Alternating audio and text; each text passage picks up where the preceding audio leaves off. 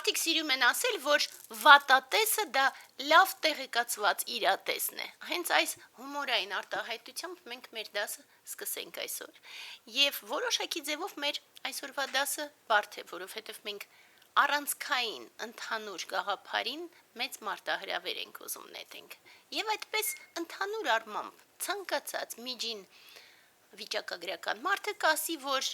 լավատեսությունը լավ է, վատատեսությունը համապատասխանորեն բացասական է։ Ինչու, որովհետև լավատեսությունը դրական հույզեր է առաջացնում, վատատեսությունը համապատասխանորեն վատ հույզեր է առաջացնում։ Այնուամենայնիվ, չնայած որ ճնշող մեծամասնությունը մարդկանց հետ այդպես ասում է, այնուամենայնիվ միջազգային ուսումնասիրությունները եւ փողոցում պարզ քայլելու դիտարկումը ցույց է տալիս, որ մեր ազգում վատատեսությունը համատարած է եւ անգամ այդ ոչ միայն երջանկության զգացողություն չկա, այլ նաև դժբախտության զգացողություն կա։ Եվ անգամ լեզվի մակարդակում դա տարբեր ձևերով դրսևորվում է։ Հիմա մի կողմից մենք հասկանում ենք, որ դրանցում կան օբյեկտիվ պատճառներ, բայց դա չի փրկում։ Եվ քանի որ չի փրկում, մենք փորձենք այս ամբողջ հարցերի մեջ խորանալ, ի սկզբանե ասենք, որ մեզ ինչպես միշտ չեն հոզում հոգեբանական տարրերը, բայց այս պարագայում մենք չենք դիտարկելու նաև ազգային առանձնահատկությունները։ Մենք դիտարկելու ենք ընդհանրապես լավատեսության ու վատատեսության գաղափարները որպես այդպիսին։ Եվ ի վերջո ամենաշատը, ինչ որ մեզ այդ ամենում հետաքրքրում է, դա միշտ նույնը, մշտապես նորից եւ նորից հավատը։ Եվ այդպես, երբ որ մենք պարզ մակարդակում փորձում ենք դիտարկել, ապա լավատեսությունը ու վատատեսությունը այն համատարած, որ բաժակը կիսով չափ լիքն է կամ բաժակը կիսով չափ դատարկ է։ Պարզ է, որ նման պարզ իրավիճակներ մեզ չեն հետաքրքրում։ Դա այն սովորական իրավիճակներում լավատեսությունը զարգացրու, դրական հույզեր ունեցիր, խորը շնչիր եւ նման հոգեբանական մանր դրամներ, որոնք որ մեզ չեն հետաքրքրում, դեն ենք նետում։ Մենք խոսում ենք ավելի լուրջ իրավիճակների մասին, ծայրահեղ իրավիճակների կամ մեր սահմանմամբ խաչմերուկների, որում որ բոլոր մարդիկ պարբերաբար հայտնվում են։ Հիմա քանի որ մեզ համար ավելի խորն է եւ ավելի դյուրին է խոսել մշտապես ազգի մակարդակում, ապա վերջին 5 տարի բոլորիս ուշադրության կենտրոնում է մեր հայրենիքը եւ փաստացի վերջին 5 տարի մենք անընդմեջ ընդգծում ենք ի թիվս բոլորի, որ մեր ազգը եւ մեր հայրենիքը լուրջ խնդիրների առաջ են։ Խնդիրներ բառը շատ մանր է, լրջագույն ճգնաժամի։ Եվ ըստ այդմ դա կարող է լինել այն հենց ծայրահեղ իրավիճակը, որում որ իմաստ ունի դիտարկել այդ մեծ գաղափարները։ Այնուամենայնիվ, նորից եւ նորից, այն ինչ որ աշխատում է մեծ ծայրահեղ իրավիճակում ազգի համար, նույնը աշխատում է նաև ծայրահեղ ծանր իրավիճակներում բոլոր մարդկանց համար իրենց առանձին վերցրած կյանքերում, իրենց առանձին վերցրած ծանր իրավիճակներում։ Ըստ այդմ դիտարկենք քայլ առ քայլ։ Այդպես մենք նայում ենք, մտածում ենք, ակնհայտ է, որ վատատեսությունը բացասական է, քայքայիչ է, միաժամանակ մենք այո անընդմեջ կրկնում ենք, որ տրտմությունը մահացո մեղք է։ Չկա ոչ մի դրական բան, ոչ վատատեսության, ոչ էլ իհարկե տրտմության մեջ։ Նրանք բոլորը տանում են կործանմանը։ Եվ դեռ ավելին, ինչպես, երբ որ մտածում ես, որ տանում են կործանմանը մի կողմից, բայց մյուս կողմից միայն բացարձակ ընկղմված էգոիզմի մեջ մարդ կամ էլ լրիվ անջատված մարդ կարող է ասել, որ հիմա լավատեսության տեղիք ունենք։ Անհնար է։ Մի կողմից մենք տեսնում ենք, որ վատատեսությունը եւ տրտմությունը բացասական է, մյուս կողմից, եթե մի քիչ գոնե օբյեկտիվ նայում ենք մեր երկրում ամբողջ իրավիճակին, ապա հասկանում ենք, որ դրական եւ ոչ մի տենդենց չկա եւ ոչ մի բանի մասին չես կարող ասել, այն ստանդարտ հայկական լավ կլինի։ Ըստ այդմ մտածում ես լավ, իսկ ինչպես մենք անենք, մի կողմից վատատեսությունը հասկանում ես, որ բերում է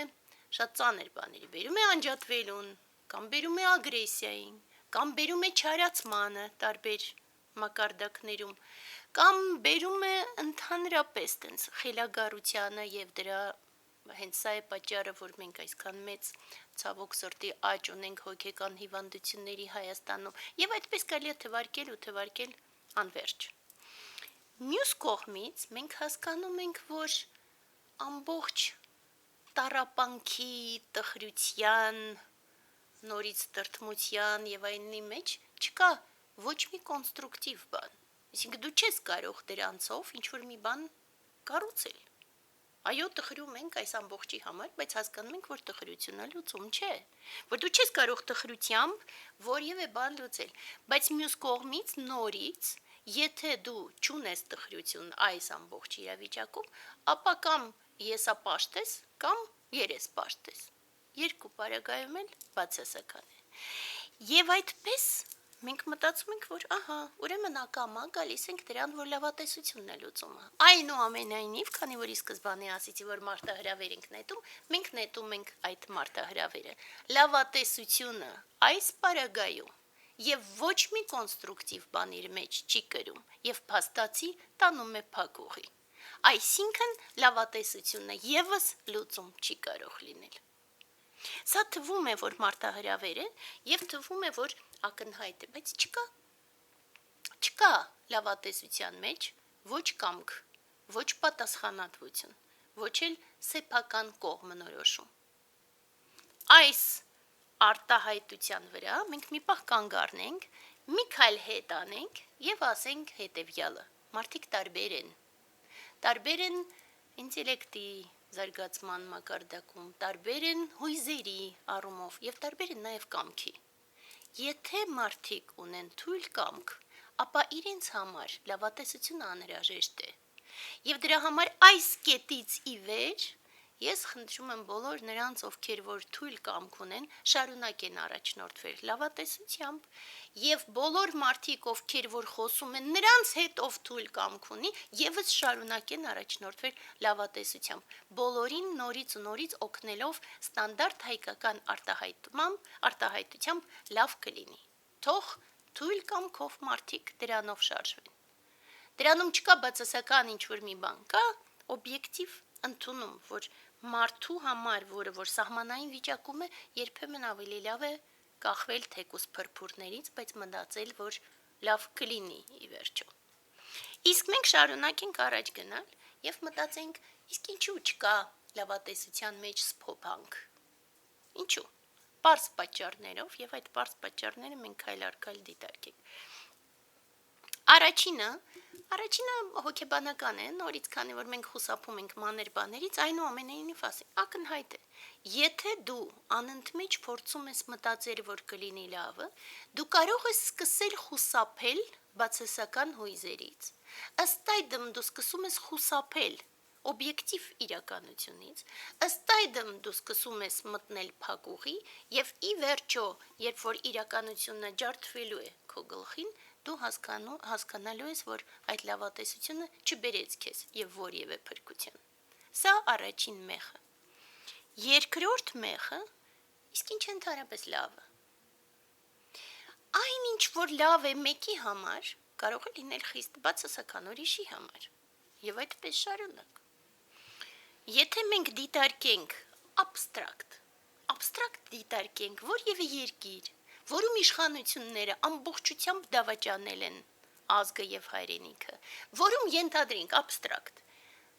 վաճառել են հողերը թշնամուն, ստացել են դրա դիմաց ենթադրենք абստրակտ 6 միլիարդ դոլար,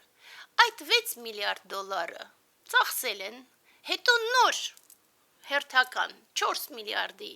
ախորժակով մյուս տարածքներն են սկսում վաճառել եւ ի վերջո ասում են իսկ ինչու ամբողջը չտալ։ Նորից այս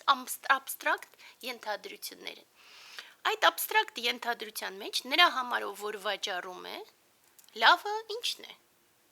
Առնում են հիանալի, ոչ մեկ չի պայքարում դրա դեմ, եւս հիանալի։ Ով որ առնում է, էլի հիանալի, փող ծախսում է, բայց հետո ունենում է ինչ-որ մի անշարժ գույ։ Իսկ նրանց համար ովքեր տառապում են, սա խիստ բացասական է։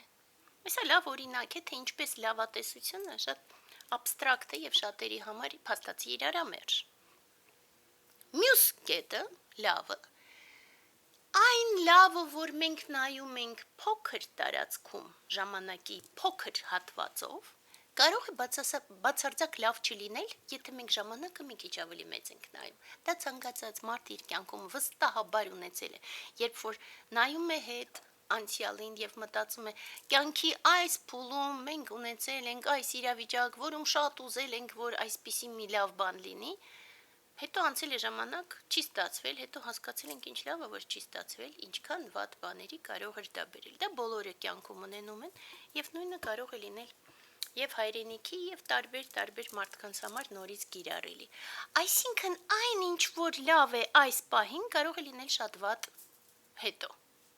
Հակառակը եւս գործածելի է որպես հույս հիմնական։ Եվ չորրորդը ամենադժվարն է։ Չորրորդը դա հույսի գաղափարի պարադոքսալ բնույթն է, որովհետև հույսը այո կարող է հաճախ զորություն տալ, բայց երբեմն հույսը ջարդում է մարդկանց։ Ինչու՞։ Պարզ պատճառով։ Եթե դու հույսով ես լցված, ապա այստեղ եւ այժմ քո ողջ էությամբ չէ, որ դու ապրում ես, որովհետև անընդմեջ քեզ պահում ես այն պահի համար, որի վրա դու հույս ես դնում։ Եվ դրա համար առօրյա կյանքում այո առաջնորդվելով հույսով, մենք ուղով գնացողներս ասում ենք անընդհատ. դենն է դիր վախը եւ դենն է դիր հույսը, ապրիր այստեղ եւ այժմ ամբողջությամբ։ Սա է մեր ճանապարհը։ Երբեմն դա դժվար է ընկալել, բայց երբեմն իրավիճակը կյանքի կարող է լինել այդպիսին, որ դա դառնում է ակնհայտ։ Որպեսզի ավելի լավ բացատրենք այս ամբողջը, մենք բերենք իրավիճակներ տարբեր, որոնք որ ինչ-որ ձևով պատասխան են մեր աշակերտների կողմից անցած դասի շարունակություն որպես հնչեցված հարցերի եւ այդպես քայլ առ քայլ մի քանի տարբերակ դիտարկենք։ Եվ առաջինը դիտարկենք ցավոք սրտի տարածված իրավիճակը, որում մեկը ծանր հիվանդ է։ Ինչ կարող է լինել իր ծանր հիվանդության մեջ։ Եթե ինքը անընդմեջ փորձում է լավատեսությամբ շարժվել, ապա կարող է դադարել բուժվել։ Դու մտածում է լավ կլինի եւ չի բուժվում։ Բ. Նա խուսափում է մտածել, իսկ ինչից է հիվանդությունը եւ դրանով չի լուծում հիվանդության պատճառները։ Եվ Գ. Նա կարող է հանկարծ, երբ որ տեսնի, որ հանկարծ վատանում է ամբողջը, կորցնել գլխավորը, հավատը։ Եվ դրա համար մենք ասում ենք, այո, բուժվելը միշտ հնարավոր է ցանկացածի համար, ցանկացած ամենածանր հիվանդության, եթե պատրաստ ես ամբողջությամբ փոխել կյանքը, երբեմն դա իմաստ չունի։ Երբեմն մենք ասում ենք, թեկուզ դա շատ տխուր է հնչում, բայց երբեմն մենք ասում ենք, որ մարմինը այո, գանձ է, որովհետև մենք ունենք մարդկային ծնունդ եւ դա գանձ է այո, բայց երբեմն մենք մտածում ենք շորերի նման է, երբեմն իմաստ ունի շորը նորից կարկտել, բայց երբեմն մտածում ես սպառվել է եւ դու գնում ես մյուս ծնունդ։ Մեզ համար բուդդայականության հետևորդների այս գաղափարը ավելի հեշտ է ընկալելի։ Այնուամենայնիվ, սա օրինակներից մեկն է, երբ որ լավատեսությունը փաստացի կարող է լինել շատ ավելի վատ բաների տանող, քան կարող է թվալ։ Երկրորդ օրինակը դա ոնց որ անցած անգամ ասեցին, երբ որ զինվորը պայքարում է ճակատամարտի մեկ վայրում, ու ինքը հույս ունի, որ հաղթելու են, եթե ինքը հույս ունի, որ հաղթելու են, ապա այս ակնթարթին նա կարող է ամբողջությամբ չպայքարել, որովհետև նա կարող է մտածել, որ այս փոքրիկ մարտը մեծ ճակատամարտի հատված է միայն, եւ եթե ինքը այստեղ խուսափի կռվելուց, ապա կարող է դա չխանգարի մեծ հաղթանակի։ Դրա համար միակը, որ ինքը կարող է անել, դա այդ պահին հավատալ, որ ինքը անում է գլխավորը, ինքը պաշտպանում է իր հայրենիքը։ Եվ եթե ինքը այս գաղափարով է առաջնորդվում, ապա ինքը ամբողջ սրտով, դեն նետելով վախը եւ դեն նետելով հույսը, պայքարում է լիարժեք եւ դրանով լուծում է ամբողջը։ Հակառակ դեպքում պարտվում է իր սրտի մեջ։ Եվ մյուս օրինակը դա, երբ որ երկրում դավաճանություն է, երբ որ կորցնում ենք տարածքներ, երբ որ այդ абստրակտ օրինակը դառնում է իրական եւ մենք ամբողջ սրտով սկսում ենք տառապել, այդ ժամանակ լավատեսությունը կարող է զրկել մեզ պատրաստակամությունից պայքարելու այստեղ եւ այժմ անդադար։ Եվ սա մյուս օրինակն է, երբ որ լավատեսությունը կարող է բերել բացասական բանի։ Ինչպես ենք ապրում մենք եւ ինչպես անել։ Լավ, ի վերջո, իսկ ի՞նչն է մնում։ Վատատեսությունը բացասական է, լավատեսությունը երբեմն խանգարում է, իսկ ինչ է մնում, նորից եւ նորից, մշտապես, անդադար, հավատը, որը լավատեսության հետ այնքան էլ կապ չունի, որովհետեւ լավատեսությունը ասում է տեսնես, որ լավ կլինի, հավատը ասում է տեսնենք, որ ճիշտ է ամբողջը, որ ցանկացած բան ինչ տեղի է ունենում բարձրյալների անչափելի կարիքցանքի պատճառով,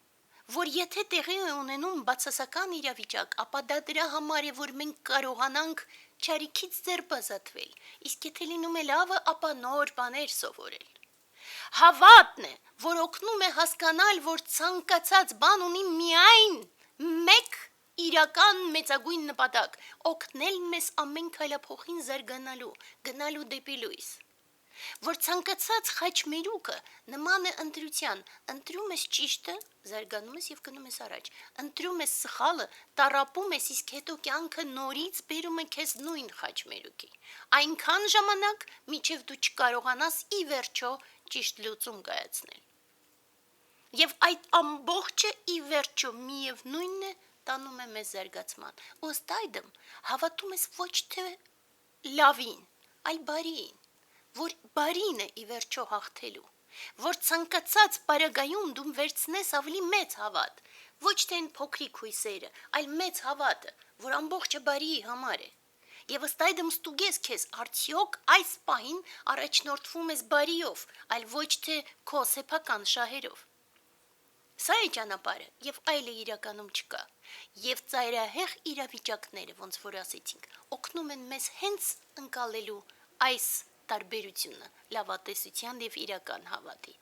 Եվ դրա համար մենք ուղով գնացողներս նաեւ հասկանում ենք, որ չնայած այս ամբողջը մենք փորձեցինք չափել, այնուամենայնիվ հավատը արիֆմետիկայի հետ կապ չունի։ Հավատը նման է հրաշքի, ցանկացած պահին հրաշք կարող է տեղի ունենալ եւ ամբողջ բացասականը կքանդվի, կջարդվի, կհեռանա եւ կմնա միայն բարին։ Մենք այդպես ենք հավատում։